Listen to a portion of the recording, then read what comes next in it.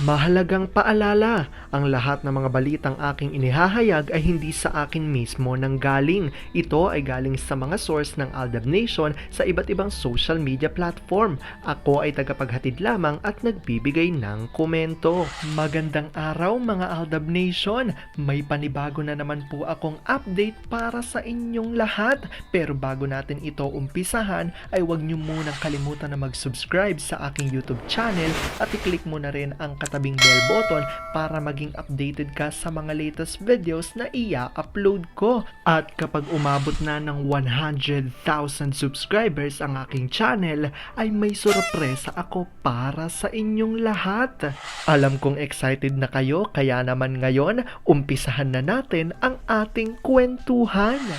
Ang pag-uusapan natin ngayong araw na ito kung saan si Alden ay pinatunayan raw na Aldab lang ang malakas at sa Robinsons Mall pa talaga ito nangyari at marami ang nakasaksi. Alden ay naiyak sa tuwa na ginawa ng mga Aldab Nation at ang management natameme raw sa nangyari.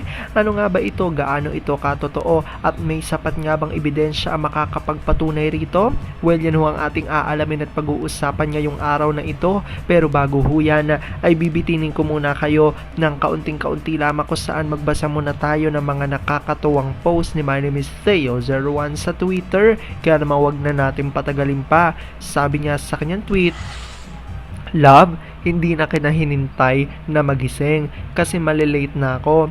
Inihanda ko ng breakfast mo saka pinaliguan ko na ang bata at pinakain. Yun lang, I love you. Huwag mo nang hanapin yung na dala ko. I love you so much ma. Tawagan mo ko agad pagising mo." Pag sinabi ni Habi na nanghihina siya kung asan man siya, pupuntahan agad ni Mrs. kasama ang mga bata. Dalhan ng food na si Mrs. mismo ang nagluto. Wala nang tanong-tanong pag ganon. Puntahan agad. Nakakapanghina talaga yan pag panay mong ini-imagine. "Ma'am, ayaw pong bumaba ni Baby Cute, nagmamaktol po." "Ako na ma. Ako na pa. Kilala mo naman yon. Anak, ayaw ko. Marinig ka ni Daddy. Tara na, sabi mo sabay tayong gigising. Iwan mo ko. Inaasikaso ko pa si baby. Hindi na kita ginising kasi masarap ang tulog mo. Kiss na si Mimi B. Huwag ulitin Mia." Opo. Alam kong tuwan-tuwa ho kayo sa ating binasa pero ngayon pag-uusapan na natin ang ating main topic. Oops! Wait lang, saglit lang to. May ipapaalala lang ako para sa mga bago pa lang sa aking channel. Huwag niyong kalimutan na mag-subscribe sa aking YouTube channel at i-click niyo na rin ang notification bell para lagi kayong updated sa mga latest videos na i-upload ko at para maging parte na rin kayo ng aking Fanatics channel family. Well, alam kong super excited na kayo sa ating kwentuhan, kaya naman dumako na tayo sa ating main topic. Gaano nga ba katotoo na si Alden ay pinatunayan raw na Aldab lang ang malakas at ito ay nangyari pa sa publiko sa Robinsons Mall. Nangyari ang lahat ng ito at si Alden ay tila naiiyak raw sa tuwa at dahil dito ang management ay natameme sa mga pangyayari. Ano nga ba ito? Gaano ito katotoo at may sapat nga bang ebidensya makakapagpatunay rito? Well, alam kong excited na kayong malaman yan kaya naman wag na natin patagalin pa. Unang-una na nga dyan galing sa tweet ni Vampire 2019 at sabi niya rito, "Ano nang nangyari sa mga bayarang tabloid papers at mga tabloid writers? Bakit mga tahimik?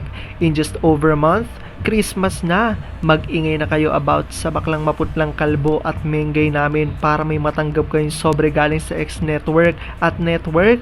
Common knowledge naman na madami sa inyo, pangbigasan talaga ang magsulat ng fake news. Yung McDo na mag-asawa doon banda sa Pampanga, ang haba lagi ng pila, lalo pa yung drive-thru. Pinagpala yung branch na yon kasi walang demonyong napasali, pero yung ibang branch sa Bulacan, ibang istorya na. Andoon kasi ang Magna Kupit, natapos na ang undas, nakapag-isip-isip na kaya ang 3 rotten eggs, magpakabait na kaya sila. Nagawan na ba ng paraan ni Kirat ang harapan ni Cloney? Naging ensimada na ba instead ng itlog ni Anaconda? Abangan ang mga susunod na kabanata sa ZGOC. May maipagmamalaki pa ba itong pamilya Medusa? Sobrang na talaga nakakahiya ang mga ginagawa nila. Itong hindi pantay ang balat na uuto ang Armin. Pinaninindiligan talaga nila ang baklang maputla na son-in-law niya. Ito na lang ata ang Zarzuela ang pinagkakakitaan ng husto. Dinig ko mahina na din ang gasoline station nila. Sabi naman ni Gabriel Asaya-Gaya, agree, ang mga tabloids at manunulat walang kwenta. Gusto ng tabloids bigyan muna ng sobre bago mag-ingay ng mga kasinungalingan. Dinidikta ng mga ulol, natatawang ADN fandom sa kalokohang ginagawa ng mga ulol. Hindi umuubrang mga ulol sa ADN fam. At eto na nga, ang revelasyon galing kay EBA is mom at sabi niya rito, share ko lang, when A was in Robinson's Antipolo, fans were shouting, Aldab you to him. Yes, fans missed Aldab and they showed it to A. Aldab you. Some fans were in tears while chanting, Aldab will be back. At reaksyon ni Essie Nerigar, but on the other hand, eye-opener for me as guys ang ginawa the way ginagawa pa rin nilang pag-demolish sa AD fandom. That we see now just how dirty nation showbiz can get the extent of stripping off of a woman's dignity with their appalling methods. Aldab will be back. Sabi naman ni Beth Jimenez, oh my, these two are really something. It was very touching. All of us miss them. Be back soon. Aldab will be back. Sabi naman muli ni Mamila Camban, true, you have witnessed how fans have truly missed Aldab. Now you know that only an Aldab project will truly be a blockbuster like those of days old. Aldab will be back. Ayan nga ang paninindigan ng mga Aldab Nation kung saan pangyayari nga daw ito minsan sa Robinson's Antipolo at sumisigaw nga raw ang maraming mga Aldab Nation ng Aldab U. Kaya naman tila napatunayan nga raw dito ni Alden na malakas pa rin talaga ang mga Aldab Nation. Alam ko dahil dito marami sa inyo mas lalo pa rin ngayong kumakapit at naninindigan na Aldab Major is real. Pero sabi nga natin na kahit na ano pa man na maging desisyon ni na Alden at May sa kanilang buhay, karera at buhay pag-ibig ay kailangan natin sila suportahan, kailangan natin itong tanggapin ng buong buo dahil yun ang kanilang deserve. At yan nga ho ang aking update for today's video. Maraming salamat sa panonood at pagtapos sa videong ito. Kung nakapag-subscribe ka na, welcome sa Fanatics Channel family. Kung hindi pa naman, huwag ka nang mahiya. Mag-subscribe ka na.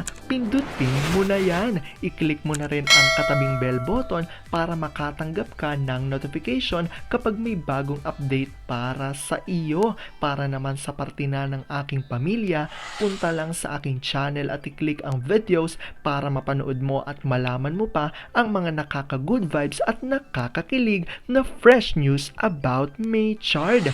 Muli, ako ho ang inyong lingkod na patuloy na maghahatid ng good vibes every day. Thank you mga Aldab Nation. Ingat!